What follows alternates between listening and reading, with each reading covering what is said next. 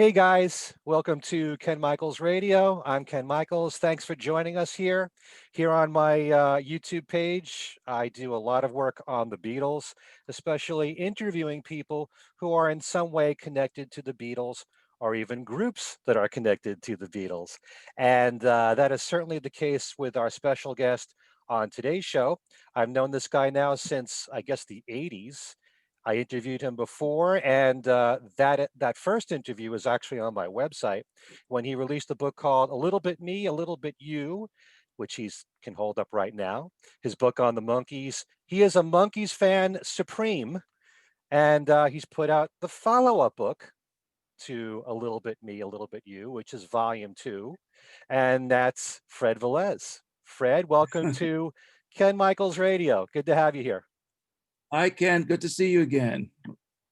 So, what we're going to do on the show this time, we're going to be talking a bit about the Monkees and the Beatles and some of their connections and some things you might not be aware of. I must have a full confession here that I love the Monkees' music, what they did as a group. I'm not too familiar with their solo music that much, although since I have a wife named Joanne, it kind Of of course. forces me to know Michael Nesmith's song, which I knew when it first came out. But when it comes to the history of the Monkees, I'm really not that knowledgeable about it. And that's why we have an expert like Fred on the show. That's why I don't do a Monkees podcast. Right, all right. There's plenty, there's several out there like Zilch and a few others. And I've heard some great things about those shows too. Okay. So Yeah. let's just start by talking about the new book and tell the folks what the purpose was behind this one. Okay. Well, it's obviously it's the follow-up to my first book, A Little Mm, Bit Me, A Little Bit You, The Monkees from a Fan's Perspective. That came out in 2014. And when I was at the Monkees convention that year that had Mike Nesmith and the other and Mickey and Peter there, a lot of people came to my table, to buy the book and to have it signed by me. And a lot of fans, especially fans from around the world, like Australia, Japan, Brazil, they told me the same thing. Says I love your book, but why didn't you call me and ask me for my stories? Because I have some stories about from my country, And I said, well, that's not a bad idea. I said, well, that's good. That's a germ of an idea mhm. for a second book. So I put it on the back burner. And then I was when I was but I was promoting the first book, so I had to focus on that.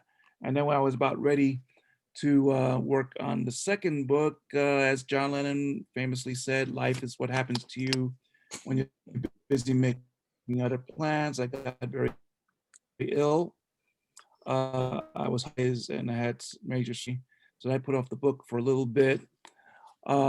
And then when I was finally ready to do it, and I had the thought to put the book together prior to the death of Peter Twerk, and then he passed away sadly last year.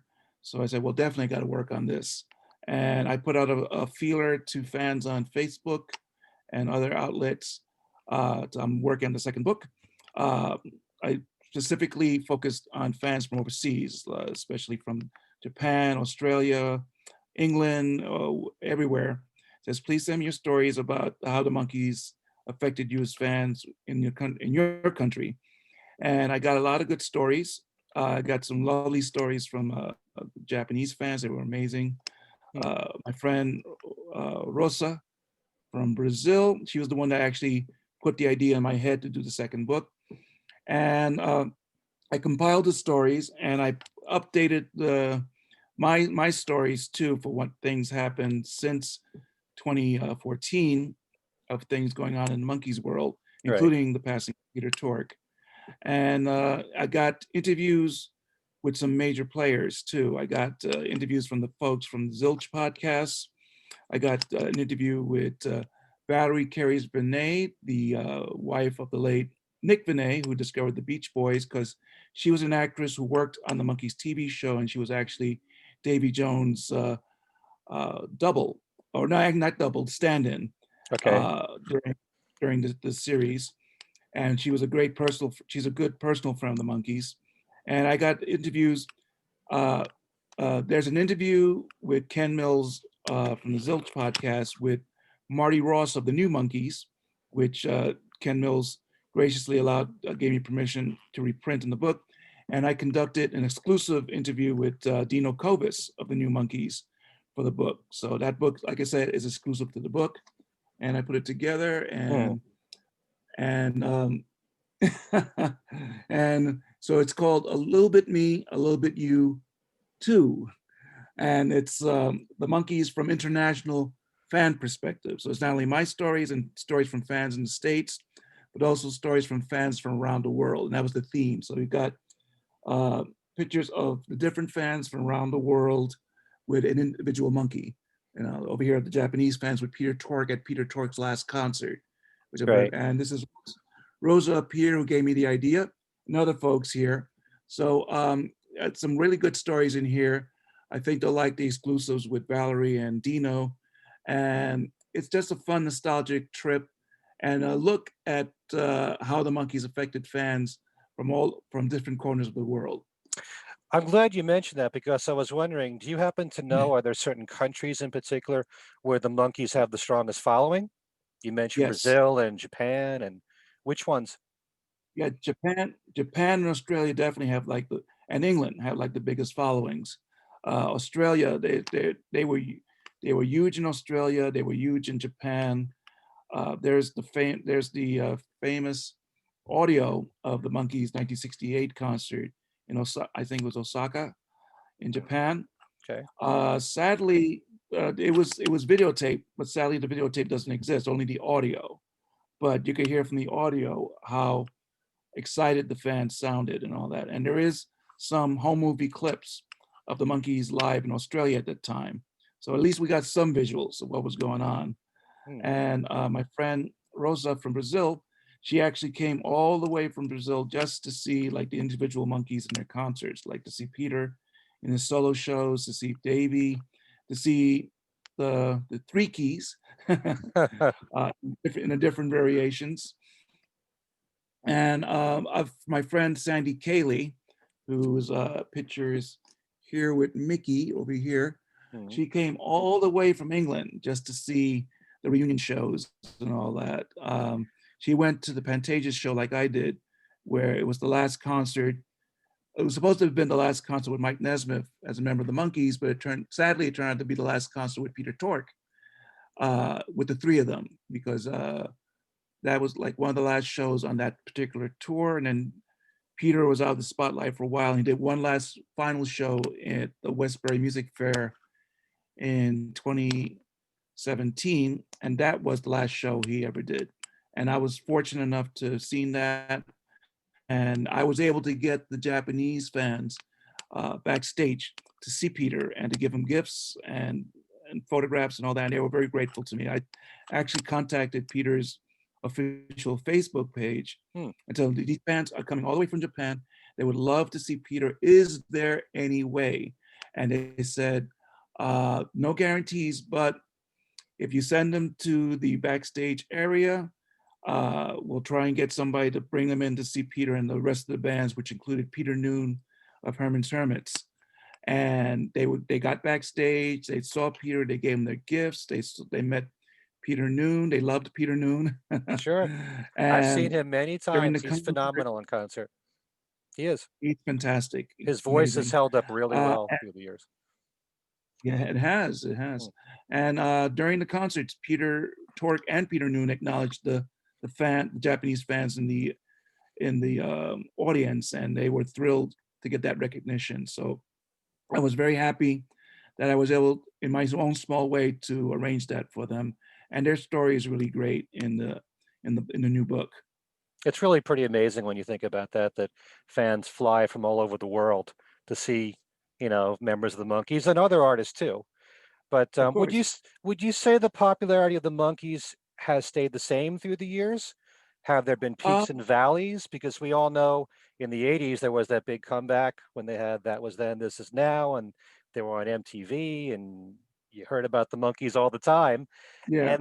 And all the decades since, has it remained steady? It's been peaks and valleys, but it's remained fairly steady. There was always like a following, even after the initial group and the TV show finished. there was always a following. I was one of those, people that kept following their careers, Right. uh, solo and stuff like that, into the 70s and into the 80s, like when Mickey and Davey teamed with Boyce and Hart for Dolan Jones' Boyce and Hart in the mid 70s. I was fortunate to see a couple of shows and Hmm. got the records they put out.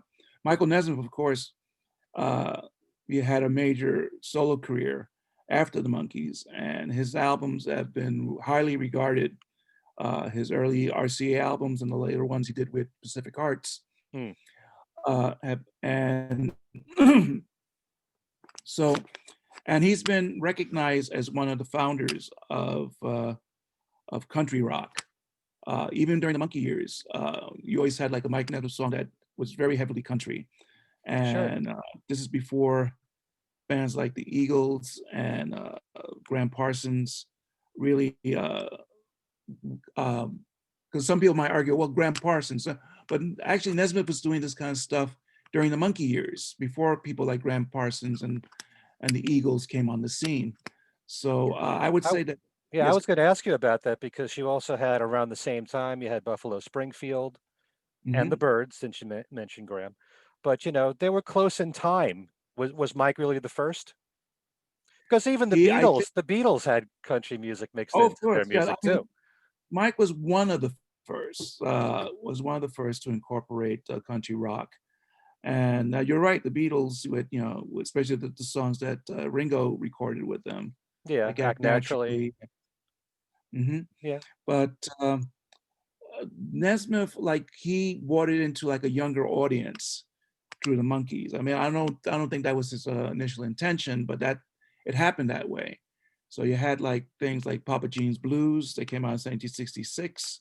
You had What Am I Doing Hanging Round? sure. Came out in 67, and things like that. And later on, the later Monkee albums up to his solo recordings, he incorporated a country sound into his music. And he was like, preaching out there that country rock is going to be great, but I don't know, the powers that be uh, said, nah, just sell some records, kids, just sell some records. But he was eventually proven right. Mickey Dolenz, when he was interviewed with Tom Snyder in the mid 70s, recounted this. And he said, Nesmith was over there saying, country rock is going to be huge. Yeah, so, and he deserves a mhm, ton of credit. I mean, I look at him as a true innovator in that he regard. Even was, if you take a look at Papa Jean's Blues, it may come across as a pop song to some, but it has country elements. So, and that exactly. was on their very first album. Exactly. And then Nesmith, uh, after those initial albums, became an innovator in music video. He was Sure. one of the first to recognize music video as a major art form. I know there were creative music videos like by Bowie and Queen, but Nesmith, I think, took it just a little step further, and he showed the potential of it being as commercially viable as pop music on the radio. Only this time it was being shown on television. Um, Videos like Rio and Cruisin' Hmm. were were the things that helped to launch MTV. In fact, Nesmith is the person that created MTV. And there was a recent MTV documentary that acknowledged that yes, Nesmith was the first guy to have done a video channel that initially became MTV, his Pop Clips show Hmm. back in the day. So and they bought him out, and MTV was developed. So Nesmith is the father of MTV. So there you go. How would you respond Good, to, bad, or people like myself who recognized all the innovation that the Beatles brought? And even when MTV really broke big, and they would take clips from Beatle movies, which fit so perfectly on MTV. They could have worked as videos, and the Beatles made videos in the 60s too, and extremely innovative videos like a Strawberry Fields or Penny Lane. How does that compare to, what Mike eventually did? Well, it's also you could say that it's also the Monkees were doing the same thing with their videos on Yeah. their TV show. So Hmm. it was all integrated, it was all coming out at the same time. Everybody was on the same wavelengths, pretty much. Richard Lester has said that if some people call me the father, one of the fathers of MTV, I want to see the blood tests. you know? So, and it goes back even further, like Ricky Nelson and Elvis. Oh, When you sure. see their appearances on their TV show, you could say that those were early music videos. And then go back further than that to Sinatra and Bing Crosby in their movies, and say, well, those could be music videos. And you go to Al Jolson, with the jazz singer. Oh, that's the music. So it rolls on and on. Right. It's an evolution in the art form, but yeah, they were all pretty much on the same wavelength regarding creativity, how to present the music, whether it be just hearing the music on a radio or a phonograph or whatever, Hmm. or watching a video of the music being performed on your TV set or on a video, like a DVD. DVDs, they still make those? Yeah. Yes, they do. They better. Yes. I'm still buying them. Get better. Stream and streaming and all that kind of stuff. Yeah. So yeah, it comes full circle all the way. Hmm. So and the fact that you had these creative individuals like the Beatles, like the Monkees, like the Stones, Queen, David Bowie, all coming into the same, all touching on the same areas of creativity, and it's just it just shows where everybody's head was at and how what an art form it's become. Yeah. Now clear something up for me because I've always wanted to know the answer to this question. Monkeys Oh, yeah. experts will probably know this right off the top of the bat. But we all know there was a big revolt in the Monkey story about how they wanted to play all the instruments on their albums, and they certainly did that with Headquarters and later on with Just Us. And Headquarters was a Mhm, big success. It went all the way to number one. So mhm. right after that, why didn't they continue operating that way, playing all the instruments on their songs Well, instead of we got to relying go on back. studio people? Well, it goes back to when Don Kirshner was involved. He was the music supervisor. He there's some controversy with some interviews he's done where he said he created the Monkees when he didn't. He was hired to provide the music because he had the music stable, like he had the Carole Kings and the Neil Hmm. Diamonds and the Sadakas and the Right. um, people like that writing the songs for the Monkees. And the Monkees initially, because they were hired initially as a TV show first, and then uh, they recorded the songs that were used on the show. But you had two musicians there. You had Michael Nesmith and Peter Tork, two people who had paid their dues as musicians, doing clubs and things like that. And they were suddenly launched into this big machine, this big project, and they felt that their creativity was being stifled, Hmm. and they wanted to do the music, and they were able to get Mickey Dolenz and Davy Jones involved as well into what they wanted to do.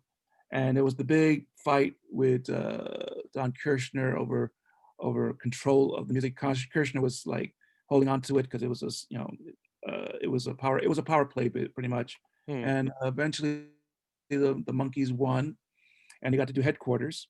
But I think it came to a point where you mentioned that Headquarters was number one for a week, and it was followed by a week later, knocked off by Sergeant Pepper by the Beatles. Sure. And I think they might have felt that it was hard to compete with something like this, because obviously to them the music was already changing. Even though again they were on the same wavelength, they saw the change coming, and they didn't feel the need. I think this is just my thoughts on this. They didn't feel the need to work that hard again, like they did on Headquarters. Headquarters, as Mickey Dolenz said, we played every stinking note on the, and because of constraints of TV show and touring and all that, they didn't have the time to really focus on doing a whole album again on their own. So they did like a compromise of what they did and what Kirshner provided with the Wrecking Crew, where they had uh, where they played some of the music, but they also had other musicians supplement the rest of the music. So you Sure. had people like Glenn Campbell on some of Mm. the songs. You had Al Cooper. You had Leon Russell playing Hal as Blaine. on the Hal Yeah. Blaine recording the song. Later on, they had their friends like Neil Young and Stephen Stills Mm. doing some of the songs. Stephen Stills and Neil Young play, I believe, on As We Go Along, and Neil Young provides the guitar solo in the song "You and I" from the Right. the Monkees Instant Replay album. And when I tell people that, I say, "You're kidding? That's Neil Young." I said, "Listen to it." I said, "You're right. It's Neil Young." That's a great song too. So it's a fantastic song and Yeah. very prescient on Davy's part, because it sort of shows the downfall of teen stardom. If you look at the lyrics, the way the lyrics that go, in a year or maybe two, someone else will come along and take our place. There'll be another song, another voice, another pretty face. So he was Mm. pretty much predicting like the David Cassidys and the Osmonds coming down the line, supplanting the Monkees.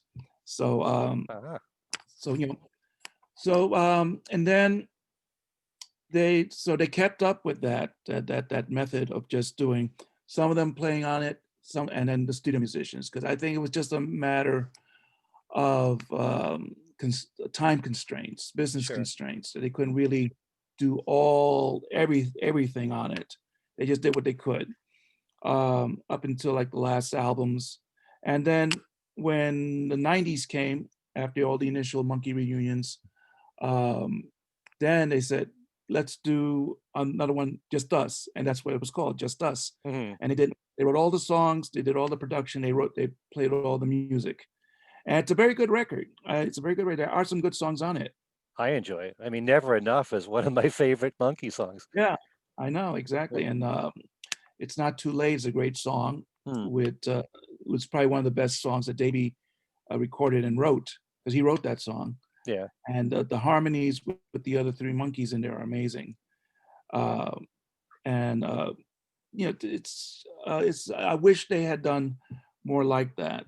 And then you had the recent albums like Good Times and The Christmas Party, Mhm. where again it was a combination of them playing on it and other musicians on it. But wow, with Good Times, you had fantastic songwriters like Andy Partridge and Yeah. Adam Schlesinger, late Adam Schlesinger, and and songwriters like Noel Gallagher and like that, writing songs for them. And the Monkees, particularly Nesmith, playing and Peter Twerk playing several of the tracks on the album. And now I have to correct myself on the Christmas Party, because Christmas Party was recorded a very short time frame, Mm. and two things were happening at the time. Peter Tork was still going through his cancer, which eventually he passed away from, and Nesmith had his heart issue, in which he was out of he was he was out of it for a bit, and when he came back, all he could really do was just record the vocals for the songs that he picked and all that. So, and the fact that that album even came out is a miracle. And Peter Tork's track of Angels We Have Heard on High is the last track that Peter Tork has recorded as an artist and as a Monkee. So that song's a gift. That was Peter's gift to us, and I'm glad we had that on the record. Now, you just said before that Peter and Mike were the musicians. You don't look at Mickey as a musician or Mhm. Davy. I mean, to be a singer is a musician, you know? I mean, it's the vocals are No, such an important they were part of musicians the too. what's that? Hello, can you hear me? Yeah, I can hear you. Okay. Yeah. No, you're right. Mickey and Davy were musicians, because well, Davy was a Broadway star, Sure. and he was a vocalist, and he was the original Artful Dodger on Broadway in the musical Oliver. and he had actually put out.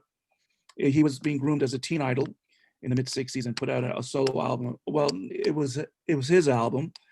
Uh, I guess you could call it a solo album since it's him, but this before he even joined the Monkees, he had an album out. Mm. And Mike Nesmith had some singles out too prior to the Monkees. And Mickey Dolenz had his own band. He was in a couple of bands Hmm. prior to the Monkees. He was in a band actually called Mickey. Well, he had Mickey and the One Nighters and another band called the Missing Links. So, and he put out a couple of singles on his own, which were exploited during the Monkey years. Because I don't think they were released initially at the time, but once the Monkees took off, the record company that had the songs, they distributed those songs to cash in on the Monkees. So yeah, Mickey and Kind of like Davey were VJ. musicians too, but I said kind of like exactly, VJ. Yeah. exactly.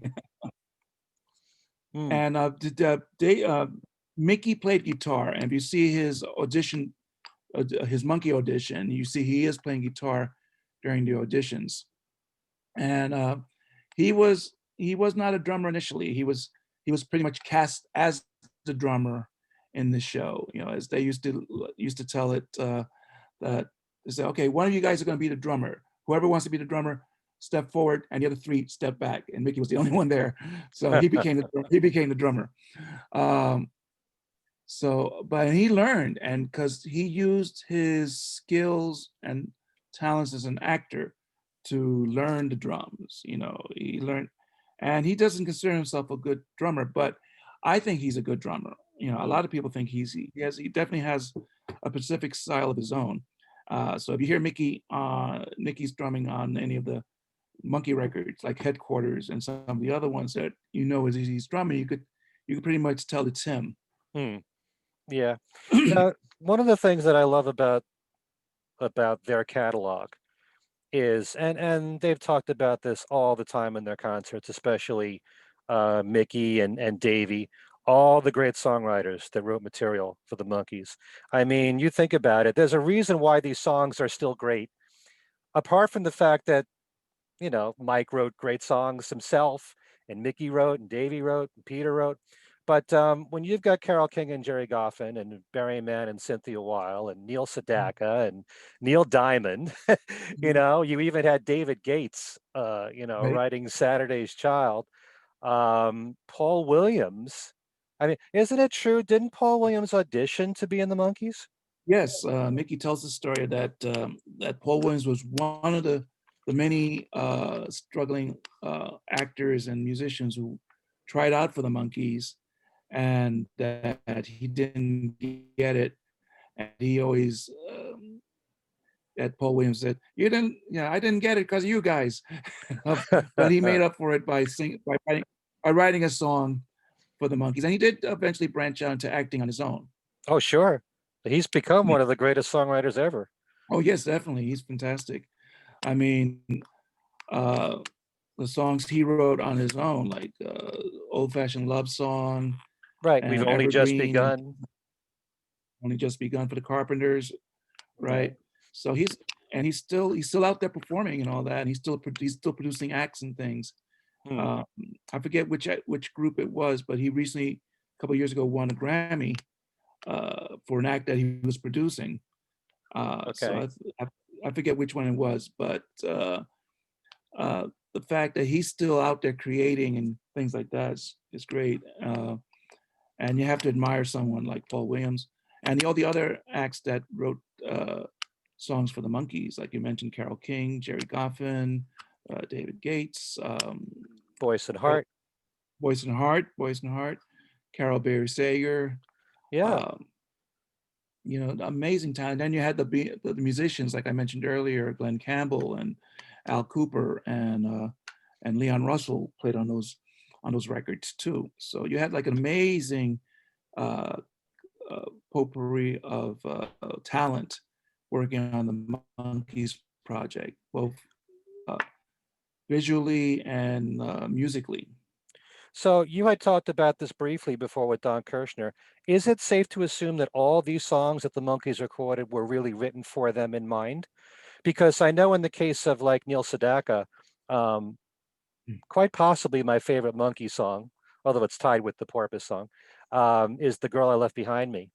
And Mhm. I know that Neil recorded his own version of that. So how do you know in some cases they weren't songs that they recorded for themselves, and then maybe Don Kirshner heard it and said, "Oh, this would be perfect for the Monkees."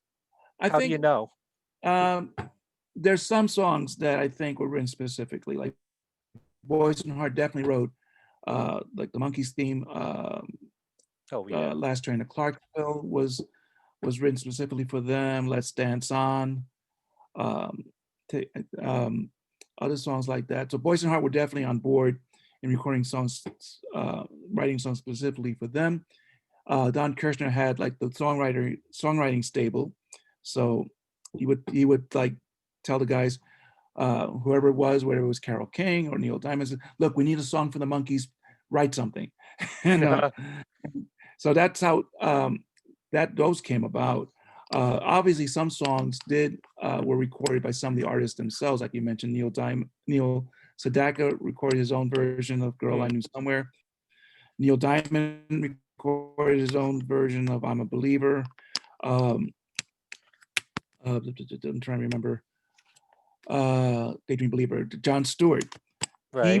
He recorded his own version of Daydream Believer, but he had the original line was, "You once thought of me as a white knight on steed. Now you know how funky I could be." Mm, And the the powers that be said, "Nah, funky doesn't sound good." So they changed it for Davey to sing, "Now you know how happy I could be." right. And Davey later on in one of his shows did sing the song with the funky line in it.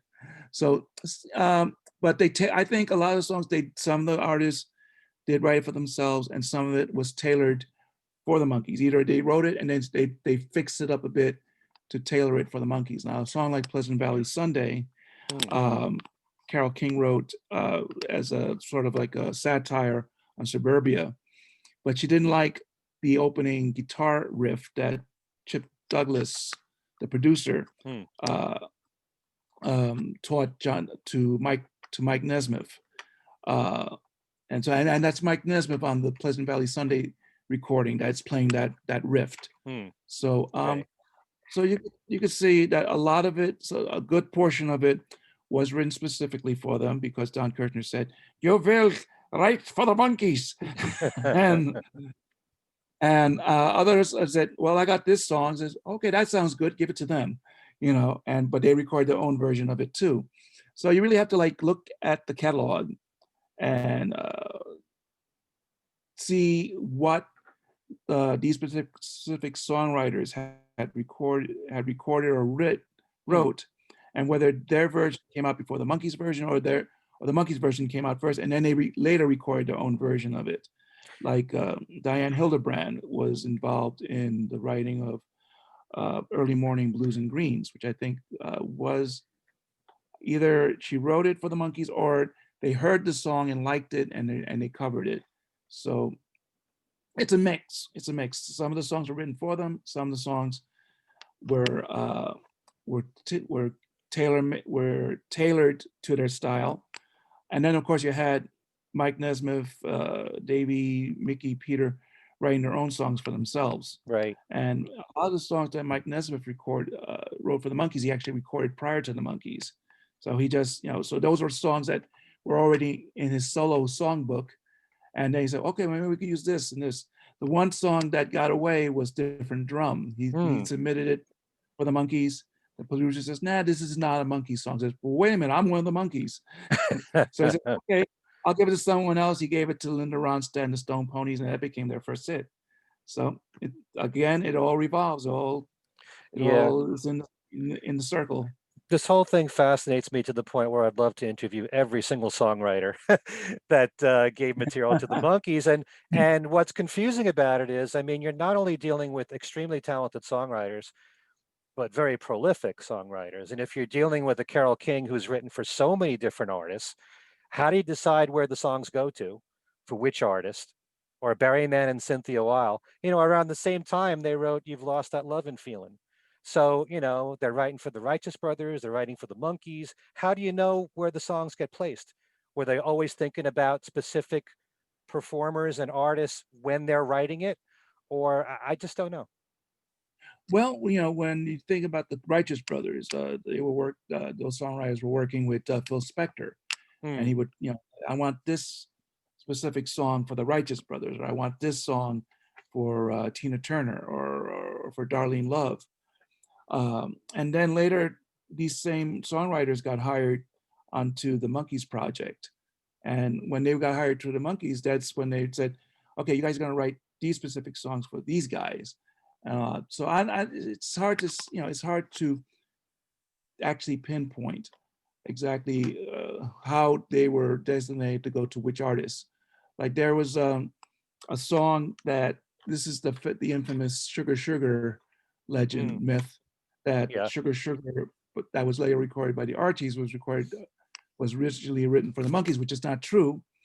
The song was actually written in 1969, and and it was always specifically written for the Archies. But the song that was originally supposed to be designated to the Monkees was a song called Sugar Man. And I forget the group that did eventually record it. But if you listen to the recording, you could hear the monkey sound in there. And you say, okay, this song was definitely aimed to be recorded by the Monkees, and the Monkees refused it because it was at that point where they had the revolution and they wanted to record their own stuff.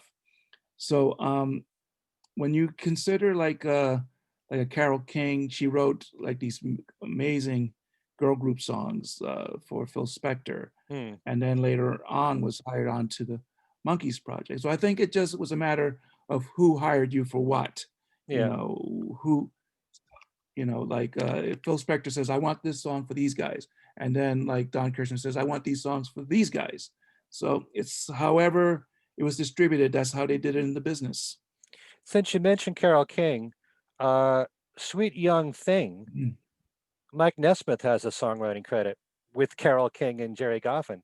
Do you know how much Right. Mike wrote? I think he wrote a good portion of the lyrics. I think they worked on the lyrics together. Um, I think this is the song that they said that Nesmith made Carole King cry because he was being yeah, he was being a little pushy, for a guy who was just got hired onto this project, Hmm. and he was telling these seasoned songwriters, no, no, not that, not that. This should be this lyric, that whatever. And Nesmith, I think he was just very young and ambitious, and he might have been just a little bit too much. But I think I think the good majority of the lyrics are probably Nesmith's, with some help by Goffin and King. Um, I'm thinking which lyric would have been might have been Carole King. For his love, I think you know what the lyric is. I'm trying to sing Yeah. here, but I think it was one of the few times. I think they wrote another song together, which was an unreleased song that came out later in the Missing Links collections, which Right. I think is "I Don't Think You Know Me." Uh, and I guess it was just they would. I think it was an experiment to see. Maybe Goffin and King said, "Well, let's see if we can help this guy Nesmith, write a more pop tune." I think that's probably what it was, that Nesmith was rebelling against writing a pop tune. He wanted to write what he felt, as an artist, Hmm. and Goffin and King were trying to steer him toward a more pop sound, and he was not having it. So that's probably what made Carole King cry, you know. But it's they only wrote, I think, two songs together, and Yeah. I think it was just them showing him the ropes of how to incorporate the lyrics into a pop sound. Uh, and It's hard to say exactly who wrote what part of the song, but I think the music part, I think Nesmith probably arranged that, because it sounds like something he would have done. So yeah, I think he might have had a hand in some of the lyrics, and or a good portion of the lyrics, and the actual musical arrangement, he helped to direct that into what he wanted the song to be. Right. So moving away from a pop sound with Carole King, you've got the Porpoise song. There you go. Very experimental. Did they know ahead of time this was going to be used in Head? I think so. They wanted a song that was very Beatley, and That's what they were Carole told. King. I That's what they think were told. so. Yeah. Uh, if you listen to the demo by Carole King, it's very Mm. similar to what the finished production was. It was, even though it's a bare piano demo, and you can look it up on YouTube. Yeah, I've Carole heard King it. doing Porpoise song. Yeah. It's very similar in what they were going to do, and I think they told Carole King sort of the idea what the movie was, and they wanted that to reflect in the lyrics. So you get lyrics like an overdub. Uh, uh, I'm trying to remember the lyrics. Clicks Clacton. An overdub has no something. Image cannot rejoice. You know, Okay. things like that. So it was like incorporating what uh, the director Bob Rafelson was trying to convey in the movie. He wanted us to reflect on what the movie was about. You know, about media manipulation. That's all, folks.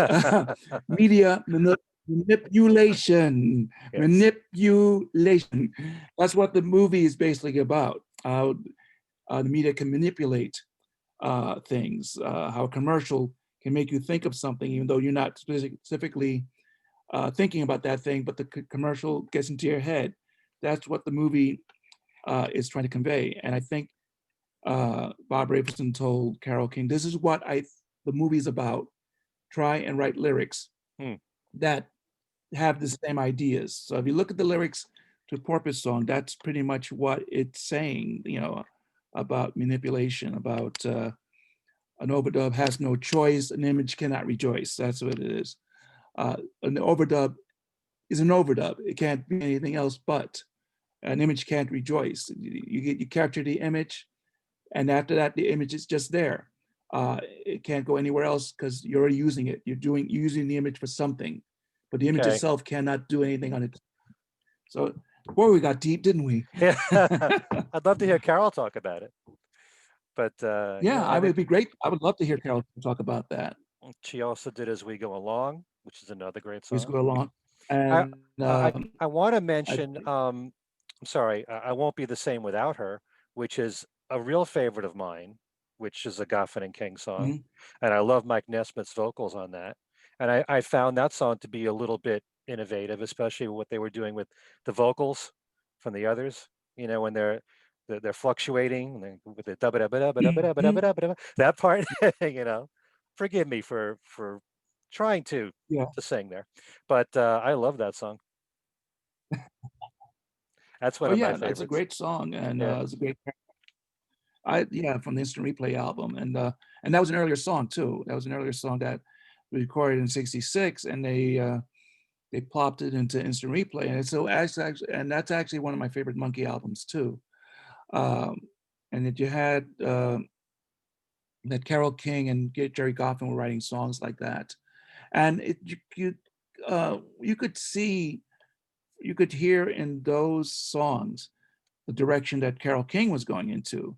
And when she eventually became a solo artist on her own, you know, you could hear it was more introspection, Hmm. on those songs, more inner looking at your own life and everything. So Right. I think the Monkee Project helped to bring that out a little bit more in Carol. I think she had that in her anyway, but the Monkee Project, because of the creativity that was being focused on it, helped her to branch out a little bit more. And I'm not saying that the Monkees were responsible for Tapestry or things like that, but I think they would Yeah. uh, her working with them and with the other artists, I think were leading in that direction anyway. To eventually said, okay, now I can do these on my own. Okay. Uh, What's the story behind Last Train to Clarksville? Wasn't it influenced by Paperback Writer? That's the story that Tommy Boyce and Bobby Hart were settled. The album's a little short. We need a very catchy song we could put on the album, and also we could be considered for the single. So I think it was either Tommy or Bobby, probably most likely Tommy Boyce, Hmm. that had heard paper, Paperback Writer, but he only heard, when he turned on the radio, and he only heard the tail end of the song. He just turned on the radio and the song was finishing, and he heard just the last thing, paperback writer, and it sounded like last train to Clarksville, last train to Clarksville, so, to him. So he said, well, maybe we could do something with this. So let's write a song called Last Train to Clarksville. And if you know the story, that song is a sort of a hidden protest song, because you hear the song, you think it's a song about a guy and a girl, and he's going away on a train, Hmm. and that he hopes to hear from her. But underlying is supposed to be a song about a guy being shipped to Vietnam, and he doesn't know if he's ever coming home. So they were able to sneak in a protest song that early into the Monkees project, Their very first hit. and it was a very first hit, and it was catchy enough to be the first single. Exactly. Hmm. And also, the Monkees were responsible for helping launch the career of Harry Nilsson. Exactly. I'm sure you know the story that Harry Nielsen was working at a bank as a computer data entry guy, and he was writing songs on the side, and he submitted his songs to whoever the company was for the Monkees. He recorded a bunch of demos, and one of the demos was Cuddly Toy, Hmm. and they liked it. And I think Davey said, "I'm doing this one. This one's for me," and then when he was told that they were going to record, he said, "Now you could quit your job at the bank," and he did, and Yes. he and because of his talent, he was given a solo uh, a solo artist contract with RCA Records, and you could hear like his early version of Kelly Toy Hmm. on the record. I think it was Pandemonium Shadow Show, Right. and so yeah, they launched the Monkees. I mean, the Monkees helped to launch Harry Nilsson's career, and Harry Nilsson's first album got his liner notes, I think, were written by Derek Taylor, I believe, Yep. for Pandemonium Shadow Show, and that brought him to the attention of the Beatles. And because Harry Nilsson tells the story that he's like sleeping in the middle of the night. He gets a call like about 3 o'clock or something in the morning. Picks it up, says, "Hello." He said, "Hello, this is John Lennon talking. I'm a big fan of yours." And he said, "Oh, okay, thank you." And he hangs up. Says, "Oh, that's interesting." Then he tries to go back to sleep, and then he hears the phone ringing again. He picks up. He says, "Hello, this is Paul McCartney talking. I love your song. I think you're great." and, and then Carrie gets some coffee. He says, "Let's see if Ringo calls." You know? So that's all they So said. That's all they said when they called. It was real short, and no, then what they said, they told him how great they loved him, how great they liked the songs, and eventually Harry went to see them in England and hung out with them, hung out with John Lennon, and they developed a great friendship with all the Beatles, and so you could thank the Monkees for that, and it launched Harry's initial early career, where he had a string of really good albums. And you had The Point, Little Nielsen in the Night, things like hmm. that. Oh yeah, And you had guest appearances by Ringo and Keith Moon and Mickey Dolenz on some of Harry's records. sure. And if you ever see the documentary, Who is Harry Nilsson? Why is everybody talking about him? You got uh, Mickey telling some stories about Harry and all that, and what that friendship entailed, about the escapades they've gone through. So And oddly enough, no Ringo in there, considering how close they were. there is footage of Ringo in there. There is footage, especially if you have the DVD. I There have the is DVD. I thought that he declined to do an interview. there's I think he declined to do an interview, but there is footage of Ringo in the DVD in the extras. There's a if you look in the extras of the Harry Nilsson DVD, there is something of him. He kept bragging that he could do a long shot basketball hoop, and so they went to the L.A. Coliseum, whatever that was, and he did it right the first time, but they weren't filming. They were going to film it as a video, and so the first time he did it, it was perfect, but they weren't filming. So they had to do it several times before he got the perfect shot. And in the stands, you see Ringo clapping. He's the only one in the stands Okay, applauding. I'm remembering that. I'm thinking more in lines of the interviews in Right. uh, in the documentary. Yeah. Hmm. Tell me a little bit about Shorty Blackwell. I've heard Shorty, that Mickey was influenced by A Day in the Life with this song. Is that true? it's definitely has that day in the life type feel to it.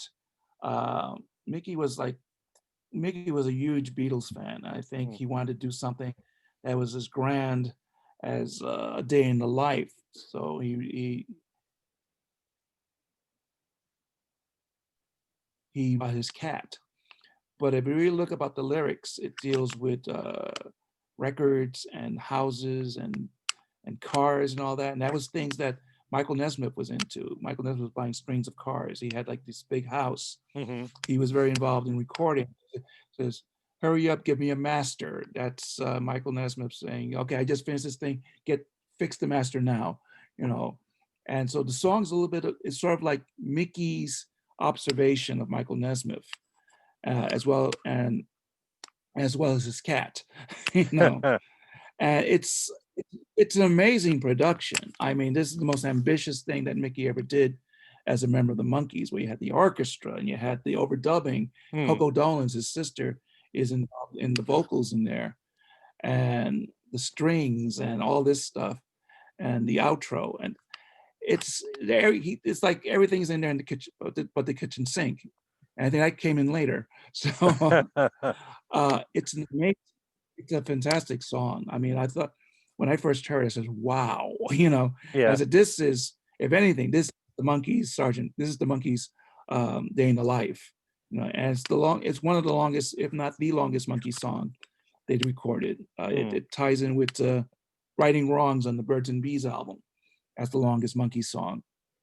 But yeah, I would agree that whether he recorded as uh, as his answer to Day in the Life, but it's very in there. It's very in that mode. Sounds like a mini opera to me. You know, It does. it's I think he beat Queen. I before think he beat Bohemian Queen with Rhapsody. Bohemian Rhapsody with that one. Before Bohemian Rhapsody, that was Shorty Blackwell. Hmm. Okay. I like to see anybody contest me on that. You just might. You I'm have to sure talk I about, will. I'll be clean, guys.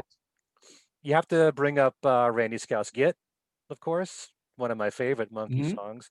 A lot of people, I'm sure, aren't even Right. aware of the reference to the Beatles in the song, but give the Right. whole background behind that.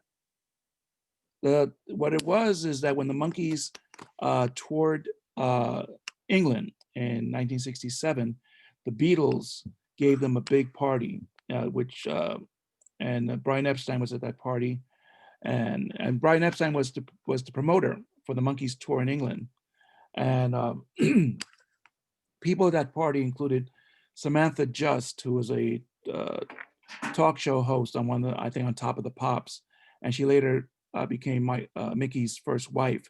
So she's referenced in the song. I believe Mama Cass Elliot is referenced as well as Wonder Girl. Um, and Mickey, it's a string of consciousness type song where Mickey is relating everything that happened during that time, and he references the Beatles as the four kings of EMI. Hmm. That. So the four kings of EMI are sitting stately on the floor. So that's the Beatles, and he's just and this is the first song that he wrote for the Monkees. He wrote songs prior to the Monkees, but it's the first song he wrote for the Monkees, and it's a fantastic song. And it was released as a single in England, and according to the Melody Maker, it reached #1. It's like the only Monkee song written by a Monkee that actually charted as in the top at the very top. So, Hmm. and a couple years ago, Andrew Sandoval presented Mickey with a cup with the chart from Melody Maker where it shows uh, Randy Scout's Git called alternate title in England because if you know the show, the British show that was the equivalent of All in the Family here. Hmm. I think it was Till Death Do Us Part or Right. something like that. Yeah. That the Archie Bunker character would call the meathead character "You Randy Scouse Git," which basically translates to "You horny Liverpudlian jerk," you know. And Mickey wanted to release called the song Randy Scouse Git, and they wanted to release the song as a single in England. Says, well, you can't call that Randy Scouse Git because it's naughty. So, well, give us an alternate title. Says, there you are, alternate title, call it that. And that's how it was issued in England. So, but the song has a definite Beatle connection because it's like a little diary that Mickey put down about his exploits in England with the Beatles and all those people there. Hmm. That's great. Whose idea was it to start the song and end the song with, I guess that's a timpani, right? Yeah, I bet it was Mickey. It had to have been Mickey. They wanted like I said for headquarters, for which that song was recorded, they wanted to be the ones to play the majority of the music. There are some horns and some strings on the uh, on the album, and Chip Douglas does play bass on some of the songs, but Chip Douglas, the producer, Hmm. but Mickey is doing all the drums on the album, and that would include the timpani. And if you've seen Mickey perform the song live, he does have a timpani come out in which he does play it himself. So I'm Right. sure the idea that was incorporated into that song was Mickey's idea. All right. The whole story of the Monkees witnessing a Beatles recording session, that was Mhm. for Good Morning, Good Morning? I think that's the song. Now Mickey kept changing it around. Like he used to say it was uh, he used to say it was "Oh Darling," but that I don't know when Paul actually wrote that song. It could have been written in 1967, but I don't think they recorded it or demoed it at that time. But That was mainly John's. right, Yeah. exactly. So, but Good Morning" was the song that they were working on when Mickey came to visit. And Mickey tells the story that yeah, he was invited to the studio to witness the Monkees record. I mean, the Beatles recording session, and he thought it was going to be like a big turn on, love in, groovy, psycho jello thing. So he came like in his caftan, uh, tablecloth, hair all curly, hair, you know, all that. And he goes, "Where's the party dudes?" And the Beatles are like in shirts and ties, um, uh, in blue jeans. George Martin's up in the studio in his suit, and they say, "Oh, hello, Monkey Man." That's what John Lennon used to call him. Yeah. "Hello, Monkey Man." and he said, Monkey Man, you want to hear what we're working on?" And he points to George Martin to turn on the tape, and Good Morning" comes out on out of the speakers. Hmm. And Nick was really impressed. And if you see the last Monkees episode, this the Frodis Caper, um, the very which Mickey Dolenz directed, the very beginning of the episode, the Monkees are woken up by a phonograph record, in which what's playing is a couple of snippets of Good Morning, the Beatles singing it. And it's the first time that the Beatles allowed any of their songs to be played in the media outside of themselves. That they, know, that they gave permission. The Monkees, like Mickey asked, I'm directing this record. I'm directing this episode. I would like to use a couple of seconds of Good Morning.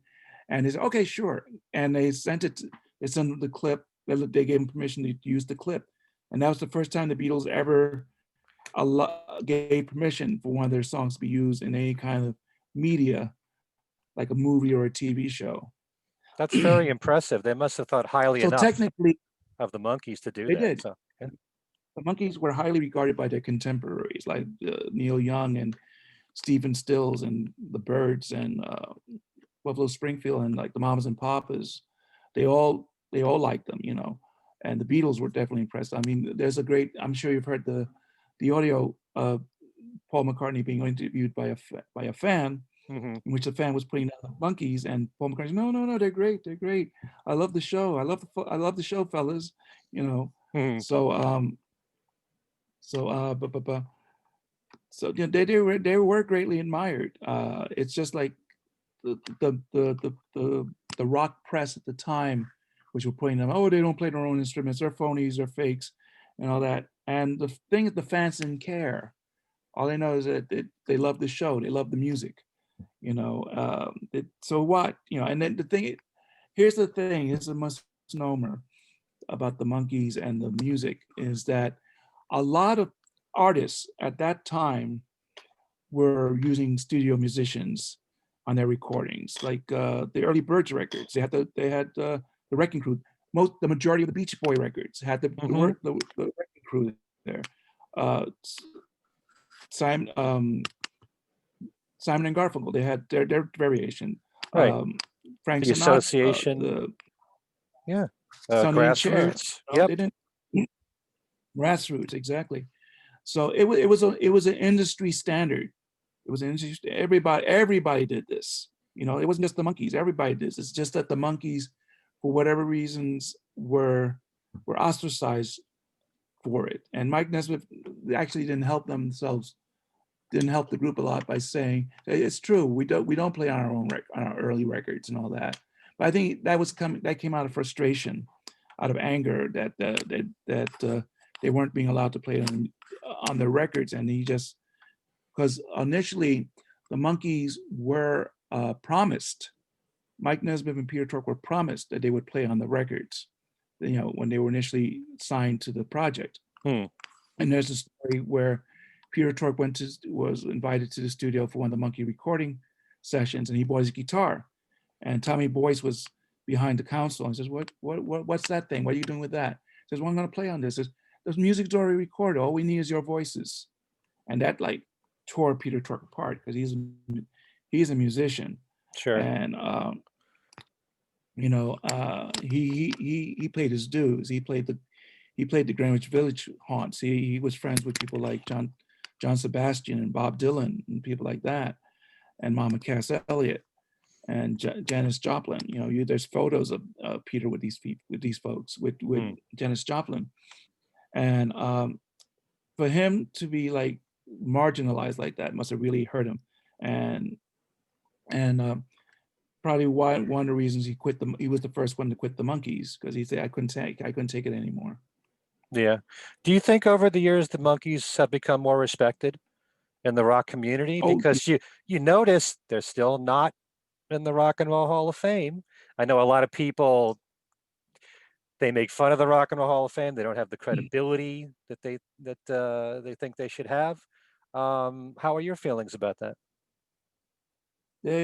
they've definitely gotten a lot of respect over the years. It's built. I mean, when Peter Tork died last year, they put up him on their marquee where they had a picture of Peter and acknowledged his contributions to music. And it was the Grammy Museum. That's all music, and the fact that they acknowledged Peter's passing that way showed that yes, the industry did respect them. Over the years, they acknowledged Michael Nesmith. He won a Grammy as the first major music artist to win a Grammy for music video. And in different areas of show business, they garnered respect. Like Mickey Dolenz is very highly regarded in the Broadway community because he's done theater and he's promoted theater, and he's done several Broadway shows. I saw him in Pippin. Right, in Pippin. Yeah, in Pippin. I Connecticut. saw him. Yeah. I saw him in Greece, and in Aida. So, and I also saw him do that show, Comedy is Hard in Connecticut, with Joyce Van from Three's Company. Joyce Joyce DeWitt. DeWitt. Yeah, that's it. Yeah. Right. So, and Davey was nominated for a Tony, got a Tony nomination for Oliver. So in the industry, in the different chapters of the industry, whether it be music, theater, television, they've all got acknowledged, and they got a deal of respect. The Monkees are, the individuals are very highly respected by their peers.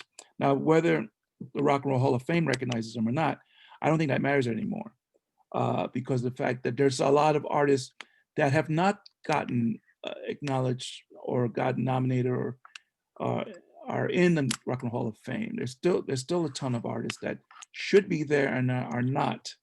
And it's You know, shameful. Yeah. so it's very shameful. And I think it's actually a badge of honor to not be in the Rock and Roll Hall of Fame, because you get more publicity. They've become like the Susan Lucci, you know, of the music industry. But the thing is, look what happened to Susan Lucci when she finally won a daytime Emmy. You don't hear from her anymore, you know, when she finally got it. Yeah. So I think they have more prestige and more respect because they don't have it. They're not in there, you know. And and the thing is that they should have gotten nominated and inducted while Davy Jones and Peter Twerk were still alive. You know, and to You could say that give about a it to lot them of artists. now. Yeah. I mean, the Dave Clark Five got in I after mean, look Mike what happened Smith with Dave died. Clark Five. Yeah. Yeah. And Right. another of the members of the other members also died prior to Mike Right. Smith dying, I think. Yeah. So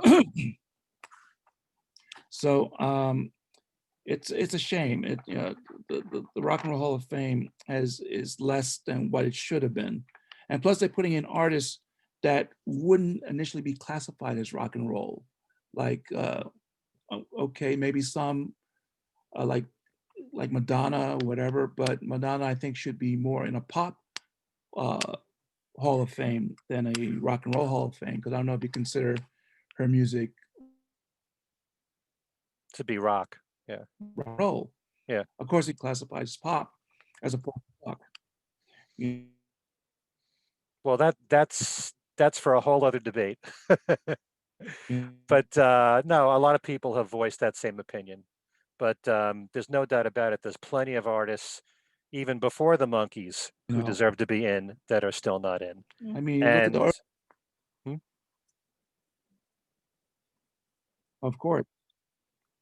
of course, yeah, but I agree with you. hmm. All right, let's Honest, I agree mention with you. let's mention some of the cover versions that the solo Monkees have done of Beatles material. Davy Jones actually covered "Man, We Was Lonely." Where was that from? Right. That was a demo that he recorded in the early 70s that turned up on his Just for the Record series. It was on volume 2 of that series. And it's a good cover, you know, it's really wonderful, and Davey does a good job with it. And that whole CD is a bunch of demos of songs that Davey would have wanted on his first solo record after the Monkees, but and it would have showed him up as a as a as a more serious artist, but they want the powers that be at the time still had him under contract to be a pop artist star. So Hmm. they bubblegum star, so they kept him in that mold. And that's not where he was really at. But unfortunately, that's where he was pigeonholed into. Right. So a song like Man We Were Lonely would have been great on that first Davy Jones album after the Monkees. Uh, Mickey Dolenz has recorded several solo and Beatles songs. He did Fool on the Hill. He Hmm. did. Uh, he's recorded uh, Good uh, night. Good Night, Good Morning, Good Morning. He recorded Beautiful Boy by John Lennon. Right. Several of the So ones that we just mentioned are on an album of his called Mickey Dolenz Puts You to Sleep. So the right, whole which is idea is like they're lullabies or songs a lullaby. for children. Yeah. But also on the Mickey Dolenz' Remember album, Mm, he recorded Good Morning" on that one, right. and he put down his memory of going into the Beatles studio and hearing it for the first time. So he wanted to start the CD with that song.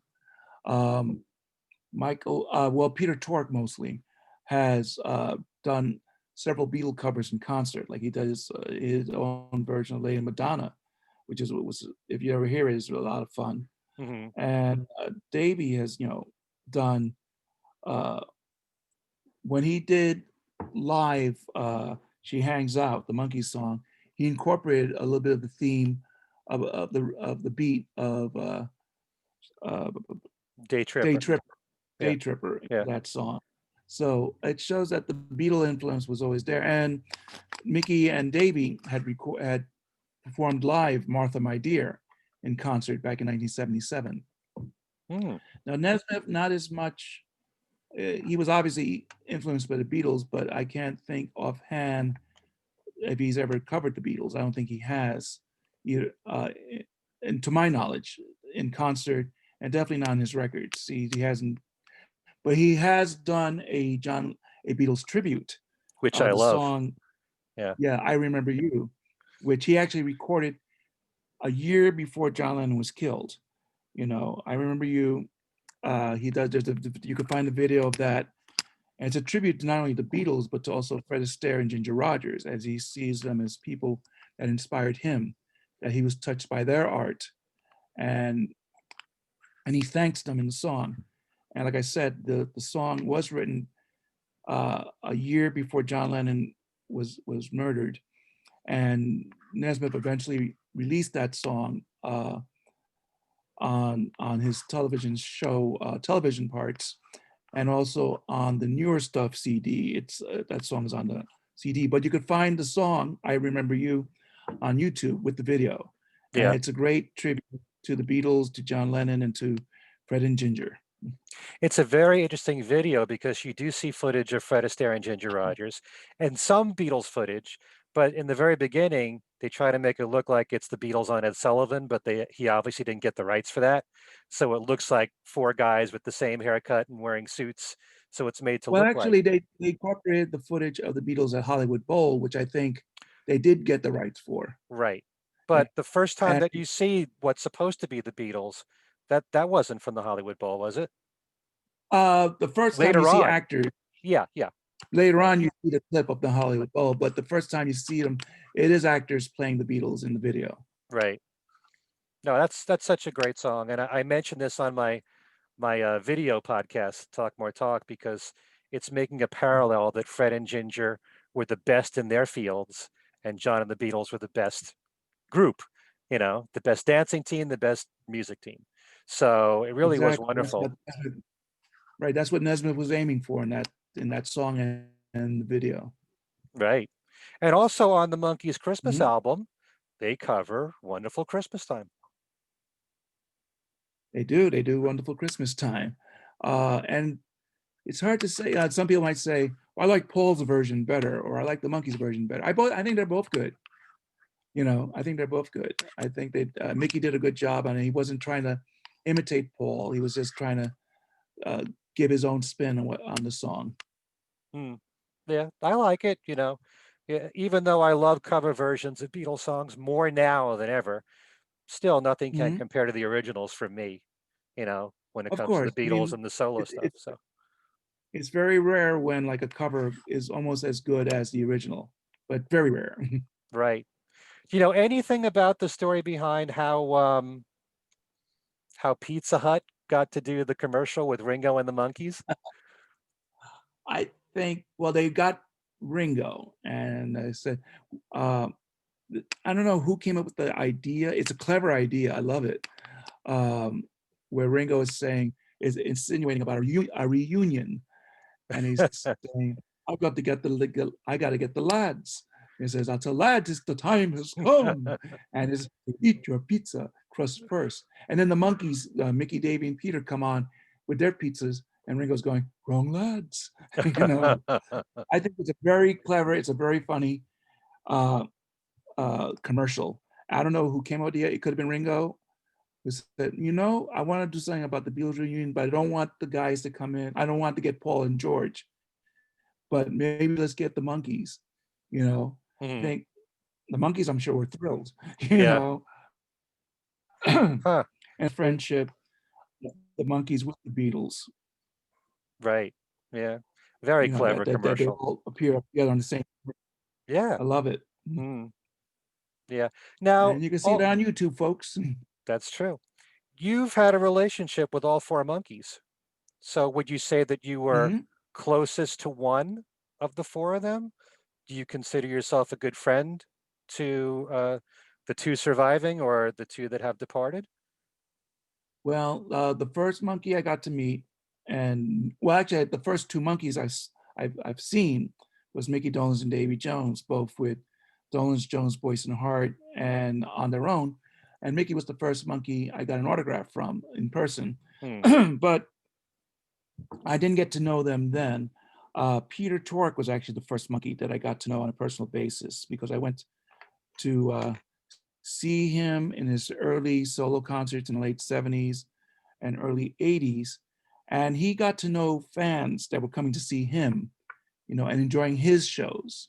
Hmm. They weren't just coming. Initially, I'm sure they came, a lot of people came because he was one of the Monkees, but then they got to like him as an artist. They got to like his songs. Hmm. He would throw in a Monkee song, but he also do a folk music. And what's great seeing Peter Tork during that time was to see him in the village where he started, where his roots were, Hmm. and to see him in his stomping grounds. You were seeing Peter Tork in his natural element during that period. And I think Peter really appreciated people to come see the shows for him.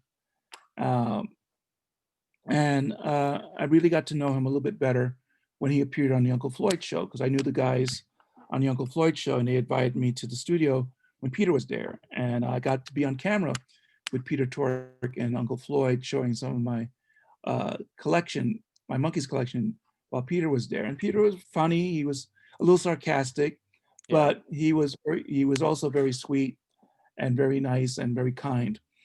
And over the years, I got to know him the best of the four Monkees. And later on with Davy Jones. Uh, Davy came in 1984 for some promotion, and I was able to through my friend Maggie McManus, who did Hmm. the late lamented Monkee Business fanzine, got him booked on the Uncle Floyd show. And so I was there in the studio when Davy showed up, and he came with his wife at the time, Anita, and his young daughter, Jessica. And he performed with our mutual friend, John Sheridan, um, A Little Bit Me, A Little Bit You.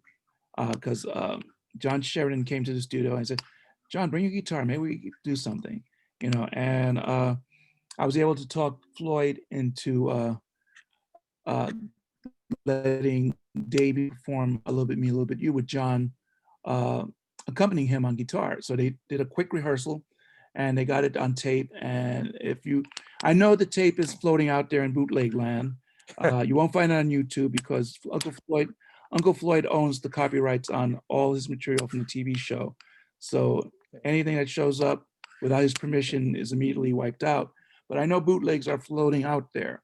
So if you see the bootleg, and Floyd has shown it on his Uncle Floyd recap shows, rerun shows on Facebook and on Stage It, because he does show clips from his TV show, and he has shown clips of Peter Tork and Davy Jones on from the days of his show. So that those shows are floating out there, but and then later on with Davey, after this was 1984 when he appeared on the Uncle Floyd show, 2 years before the big '86 Monkees reunion, 20th anniversary reunions, Hmm. and over the years, early '90s, I got involved with Davey on one of his books. I put out a feeler to him, saying, "Look, I'm looking for some work. If you could use me for an assistant or something like that," and he invited me to his home in Beavertown. He called me on my phone, and I didn't get the call initially, and the answering machine picked it up. When I played it back, it said, "Hello, Fred. This is Davy Jones talking." And I'm going, ah, you know. So I composed myself. I called him back, and he said, "Look, Fred, can you come down? I'm working on a book, and I may need your help on some stuff." And the book, here it is. I got it right here. This happens to be handy. This is Always the keep book. it right near the camera. Yep. Right. This is the book I helped to work on with Davey, Mutant Monkees, Meet the Masters of the Multimedia Manipulation Machine. And what Davey wanted was some help in choosing photographs to be used in the book. And he wanted a fan to pick the photos because he knew that a fan would know what other fans want to see. Hmm. So he dragged out, he invited me to his Beavertown home. He dragged out this big trunk and he said, "Now, Fred, I want you to look in here and see if there's anything we could use for the book." I opened it up and I looked in and I said, "Oh, I just died and went to monkey heaven," because it was filled of scrapbooks with photographs from the Monkee period, from his solo career, playbills of some of the shows he's done, a lot of memorabilia. I went through the scrapbooks and I found photos of like from the Monkee tours of '67, from wardrobe shots from the movie Head, him posing with artists like Barry Manilow and Pete Townsend of The Who. And I said, "Davey, these have to go in. These definitely have to go in." So I set aside the photos I thought were the best ones that he could use. And he did use them in the book. Good. So I'm very glad that I was able to help Davy Jones in choosing some of the photos in that book. I'll bet Monkey And fans are grateful to you for that. I hope so. I hope so. And my friendship with them, it was mostly with Davey and Peter. Davey sometimes called me. I would see Peter at a show, and he would say, "Hey, Fred, how you doing?" Like when he did Charles Rosenay's Beat Hmm. Con back in like what it was, late '90s, something like that, Yeah. whatever it was, and late '90s, early 2000s. And this is when Peter was first diagnosed and being treated for the cancer. So I was able to go see him. And I have the picture of me with all four Monkees at the Hollywood Walk of Fame ceremony. Hmm. And they got their star in the Hollywood Walk of Fame. And Peter was the first one to sign the picture. And I eventually got Mickey and Mike, but unfortunately I never got Davey. But I did get his daughters to sign the photograph. So it's the photo is actually, I got it over here. Where's that? It goes. Here it is. This is not the signed one. There's another one, but this is me with all four Monkees at the Pantages, not the Pantages, the Vogue Theater where the movie had debuted in 1968.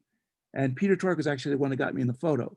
I was assigned to be part of the security at the ceremony for the Walk of Fame, and I was in theater, and I got to say hello to Peter, and he introduced me to Mike Nesmith, and Davey already knew me, and I didn't really know Mickey that much, but he introduced me to Mickey as well. The gentleman in the far back is Lawrence Haley, who was part of the Monkees band and Davy Jones's band at the time. So Uh-huh. anyway, the person taking this photo was Michael Bush, who's photographed a lot of the Monkees stuff, and he's got photos in some of their albums. And he told me, "Fred, excuse me, but you're in the photograph." Says, "Oh, I'm sorry," and I start moving out. I feel this arm grab me and pull me back. It was Peter, and he said, "Fred, you're in the picture," and that's how I Ah. got my picture taken with the four Monkees. And I'll always thank Peter Tork for that. And the look on my face is, I cannot believe I'm in this photo, you Mm. know. Yep. And that photo also graces the cover of my first book right there. Here I Yep. am. There it is right there. I'm surprised that's not your profile picture on Facebook. It could be. It could be. You never know. You never know. Yeah. I mean, I use But my photo of me and Ringo every chance I well, that's get. cool. So yeah. There you go. Now, Mike and Mickey, I don't know that well. They know me by face. They'll see me. "Oh, I know you. Hi," you know that. And but they've always been very kind, very nice to me.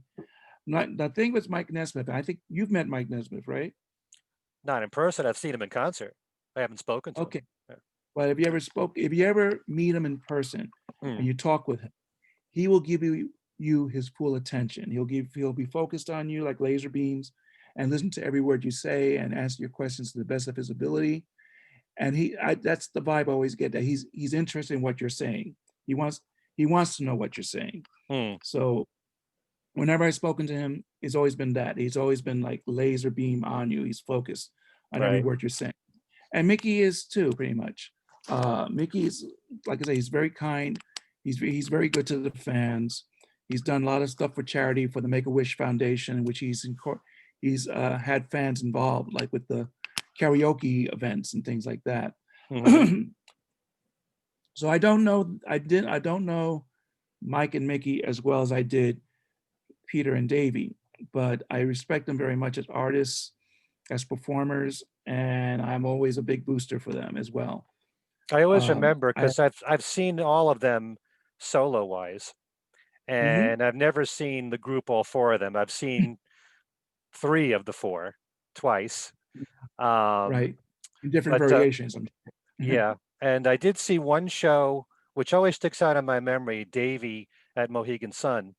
And Mhm. at the end of the show, he was signing autographs, and one of his fans came over with a stack this high of albums, and he took Wow, the time and signed every single one of them.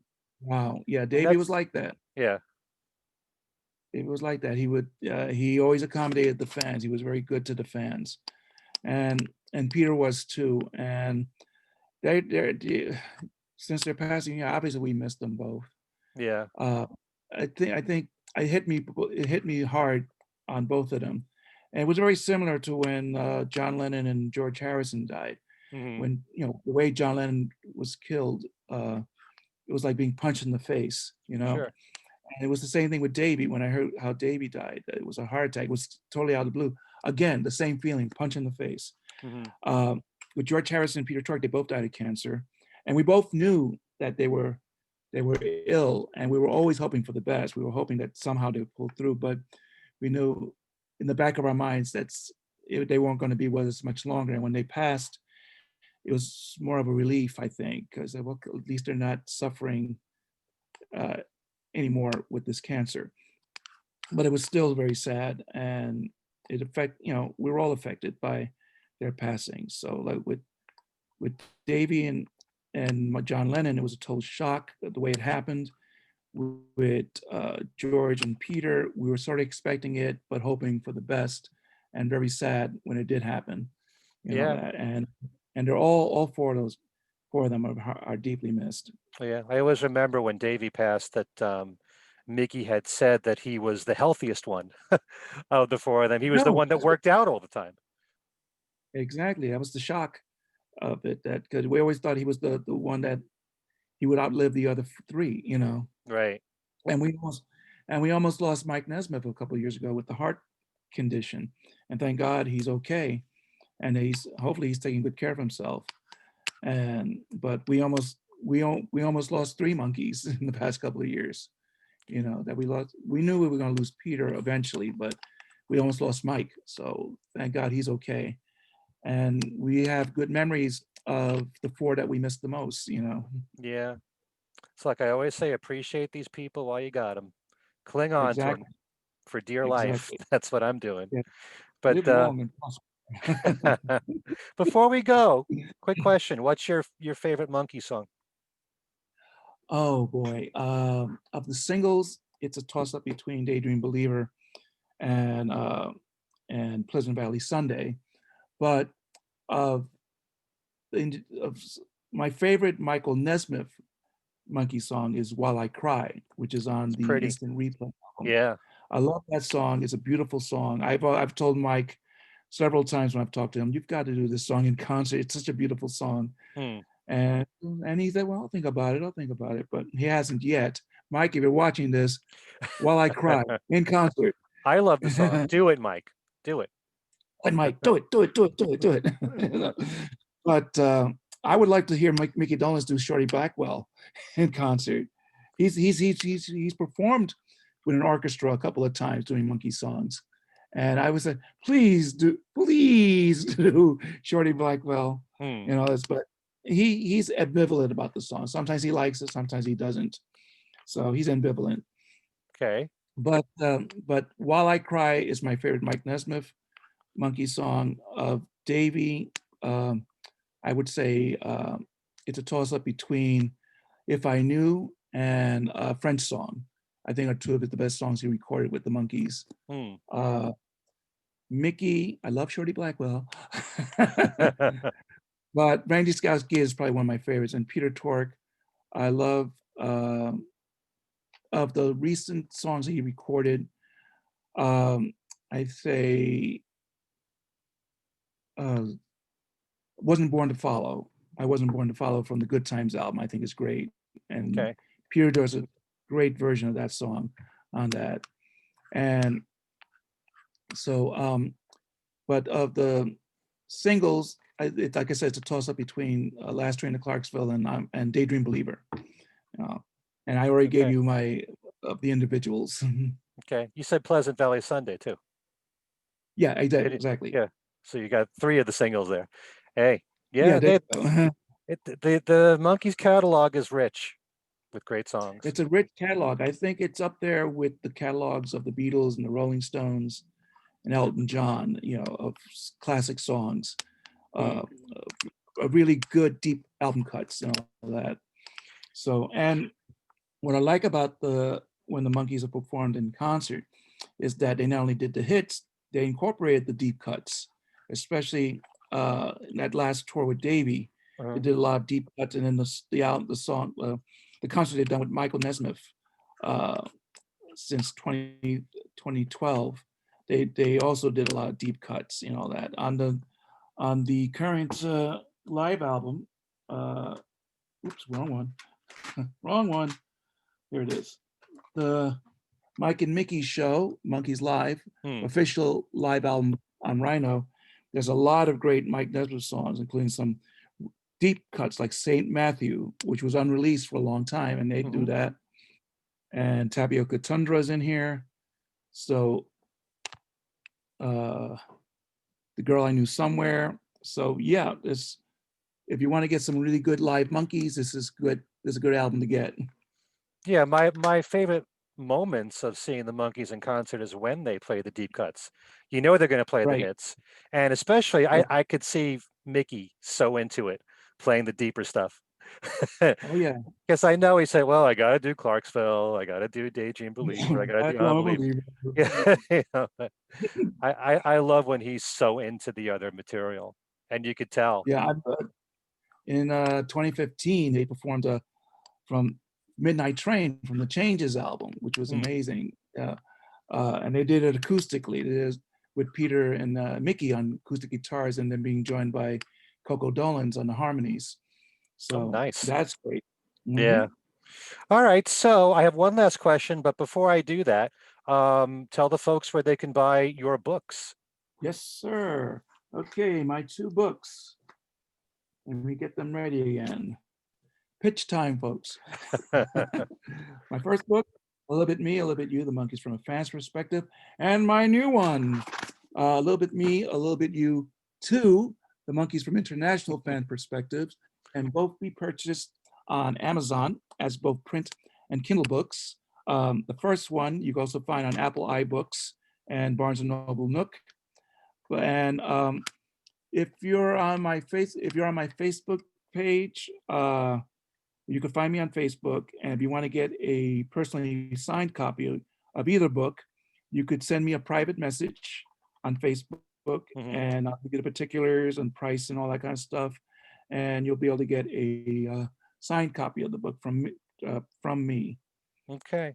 I know when you put out your first book that Davey had already passed, but did you ever get Yes, any feedback from the Monkees from of your I first or gave even the new copies. one? I gave copies of the first book to the surviving Monkees, and this was at the 2013, no, the 2014 Monkees convention, in which Michael Nesmith made an appearance and did a concert there. And when I gave my copy to Mickey. He said, "Oh wow, this is very nice, thank you." And I signed it to him, and he put it on his family table because all the members of his daughters and family members were there, and they Mm. were all looking at the book. And I said, "Wow, this is really nice," and that meant a lot to me. And I personally gave Mike Nesmith a copy, and I said, "Yeah, for years, I've been a big great admirer of you. I've always asked for your autograph. This time, I'm going to give you my autograph." And I said, how you want it signed, to Mike, Michael, or Nez? Let's make it to Nez. So I did. And then Oh, cool. I gave a copy.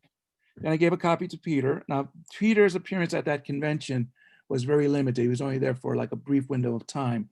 So fortunately, I was able to get in, see him, say, "I want to give you this book." I had pre-signed it for him because I know he was going to be busy signing autographs for the fans. I told him how much he meant to me, and how much I appreciated him. And thank you Mm. very much, Fred. Now get the heck out of here. I got to sign these other copies for people. Got to sign for the other fans. Just get the heck out. But he said it in a friendly way. He said it in a nice way. Yeah. And last time I saw Peter, uh, actually, it was the last time I saw Peter, I think. No. Last time I saw him was 2016 at the Chiller convention, in which, oh, well, I got to show you this. Is that in, folks? I was at the Chiller convention, and the story behind this record, this cover, is that I was able to buy this from a friend of mine that already had it pre-signed by Davey. It was Mm. signed already by Davey to another fan. But I said, that's okay, as long as I got Davey's signature, and I eventually got Mickey's. So, and I was able to arrange it for Mike to get it signed. So I went to the Chiller convention and talked with Peter, and we just reminisced about the early days of seeing him in the village and everything. And then I said, "Peter, would you sign it?" And he looked. He saw Davey's signature. He says, "Wait a minute, Fred, it's signed to somebody else." He says, "Yeah, I know. I bought this. It was signed to Davey, signed to someone else. So I just need if you could sign it to me." He said, "Okay." So he put down to Fred, real Peter Twerk. That was sweet. So this was Yeah. the last time I saw Peter, and the last autograph I got from him. So this means a lot to me. And I did get, like I said, I did get Mike Nesmith to sign it too. So I got all 4 Monkees on this cover, and I do have all 4 autographs on a copy of Meg McManus's Monkee Business fanzine, which I did get the same day that I saw them at the taping of the MTV Christmas video, where Mike made his surprise appearance as Santa Claus in that video. So if you see that video, I was in the studio for that shoot, folks. Well, you gave me another question that I have to ask you. How difficult is it to find anything on the Monkees signed by all 4 of them? The hard part is trying to find something that's authentic. That's the hard part. Uh-huh. There are lithographs that are signed, but of course those are lithographs, and you really have to know what their signatures look like. And there are Mhm. samples you could find online of what a real Monkee autograph looks like. Like you could find what a real Beatle autograph looks like, and you really have to study it, so that the minute you see something, you could tell immediately if it's real or it's fake. And I've seen some doozies. I've seen some doozies that's purportedly were signed by the Monkees that no way was it Mhm. signed by any of them. And then me and other fans would contact the seller and said, "This is not signed by them. That's not their signatures." And the guy would either blow us off or take the thing off the eBay, whatever. Right. But there are more solo signatures you could find, Right. and to find um, signatures by all 4 of them, it's a little tougher. It would have to be from either the period from the '60s, where they maybe signed a fans program or an album cover at the time, or more recently, like I got with the MTV video, or with Mm. this the album cover, where it was already pre-signed by Davey. I just needed to get the other 3 to sign it. So it's not impossible, but it takes a lot of hard work. You really have to know what you're looking for, and know by memory what a Monkee signature looks like. Yeah. So it's like like a Beatles signature. I'm fortunate. Is Let me see. Fred, is it safe Go to ahead. assume that the monkey that's the most difficult to get a signature would have been Mike? For a while, yeah. For a while, yeah, it was difficult to get Mike because even though you could send, for a while, you could send um, items to his Pacific Arts or Video Ranch offices, and he would sign it. And now he when he signs it, you have to pay in advance. Like he'll put it something or he'll do a deal on items that he's selling on his website. And so if you want a signed copy, it costs this, and that. Hmm. So Mike was difficult for a while. It's more easier now because sometimes he will sell copies of things with his autograph on it. Like I got copies of some of his books and CDs and DVD of Elephant Parts signed by Mhm. him. So it's not impossible now. And Mickey will sign for charity. He has an eBay page in which he will sign items for Make a Wish. Oh, And nice. now and Peter, when you met him, and Davey, when they did their solo shows, would do signings afterwards. So I now anything signed by Davey and Peter are more precious and will be more costly to get. Even though I could show you something here, I could just get this without everything falling down. Okay, here we go. Got to visit that room of yours. Right, after I get pitchfork through it. Oh, here it is. That was what I'm looking for. I'm sure you got one of these. Oh yeah. Yep, I do. One of Ringo's.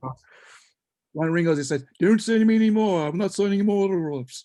So, well, I understand why, because he was getting ripped off, or fans were getting People, ripped off. yeah, Yeah. So they just put it on eBay quickly. So, exactly. So I understand his reluctance now. So, hmm but this was one of Davies' books. This is actually a reissue of his first autobiography. They made a monkey out of me, redone and with more okay. photos and stuff.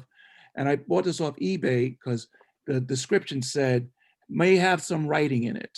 It says okay, so I bought it, and that's the writing that was in it. Oh, what a nice surprise. All right, so Hmm. I do got a signed book by Davey, and I mean not made out to me, but at least I got one.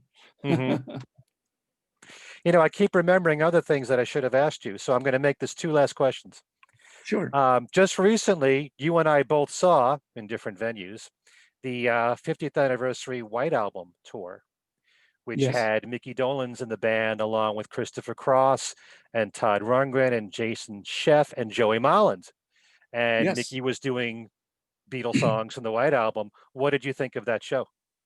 I loved it. I went with my wife Linda. We had a great time. And the day after, let me just focus on this one. Um, the show was great. It was like seeing a Ringo All Star show without Ringo. That's the way I put Hmm. it. Because Yeah. you had some of the people that were on, like you had Todd that was in Ringo's band on that show, hmm and it was great. I loved Mickey's renditions of Rocky Raccoon and some of the other songs he did. Why do we do it in the He road? He did did. Rocky Raccoon. Yes, yeah. And when they did, Everybody's Got Something to Hide except for Me and My Monkey, didn't sing Hmm. it, but Todd pointed to him. You know, so I thought that was a great show. And what I was about to say is that the day after I saw that show, I went to Maryland because there was going to be a Peter Twerk memorial being done by his Facebook page, in which they were going to show a rare live video of Peter. They were going to have contests to buy some signed items by him, Hmm. all going to charity. And it was a nice event. It was a nice small event. Maggie McManus made a rare appearance there, which was great to see her there again. Okay. So that was a very nice memory. I was unable to go to Charles Rosenay's Peter Peter Twerk convention, but I did record a video in which I said hello to the fans and gave my thoughts on Peter Twerk. Yeah, I And was what's your there other for that. question? I was there for Yes, that. it was very good. Well, everything I heard was good. Yeah, there was a video compilation of a lot of different artists and Right. singers, and they're all just saying nice things all about Peter, the remembrances of him. But anyway, my Yeah. last question, since you just mentioned your wife, you were married, how long have you been married? We've been married since 2016, so we've been married 4 years. Okay, well, congratulations on that. Right, But since her, what's that? my lovely Linda. That's it. So I just wanted to ask you, since her name is Linda, do you Yes. listen to Linda? Oh, yes, I better. Just you better listen to me. She doesn't like that song. She She doesn't like doesn't. Don't Listen to Linda. I No, can't imagine I why. said, I'll change the words. You listen to Linda or you're going to get it. But no, it's not her favorite Monkees song, but we have fun with it sometimes, Okay. but but when we got married and we went to the party afterwards, we entered to the song "The Lovely Linda." La la la Oh, la la la, lovely Linda. So we had to do that. okay. And, That works. and our dance song was the Monkees. It's nice to be with you. Oh, okay. Mhm. Very good. First dance. Yeah. I'm trying to remember when Charles Rosenay proposed to his wife, Davy sang a song. This was in concert at Mohegan Oh Sun, wow. and it was planned with him and Davy sang the Oh song. Have really? to find out what song that is. All What a right. way Well, to propose. I'll find out from Charles tonight. I'm going to be on a thing with him tonight. Yeah. Okay. Listen, Fred, much luck with the success of your Thank books. you. Continued with the first. Show it again, a little Right. bit me, a little bit you, volumes 1 and 2. Right. Thanks so When much for being here. Oh, my pleasure, Ken. It's always great talking to you. Give my regards to your lovely wife, Joanne, Mhm. and everybody out there. All the best to you. Take care and God bless everyone. Okay. Thanks so much, Fred. And thanks to everyone for watching. If you can, if you haven't done so already, please subscribe to my YouTube channel right here at Ken Michaels Radio. And if you're not familiar with my other shows that I do, 2 other podcast shows on the Beatles, Things We Said Today and Talk More Talk, a solo Beatles videocast, you can find them on YouTube. So you can subscribe to those channels as well. So thanks again to all of you watching and to you, Fred. And we'll see you next time. Take care. Bye-bye. Bye.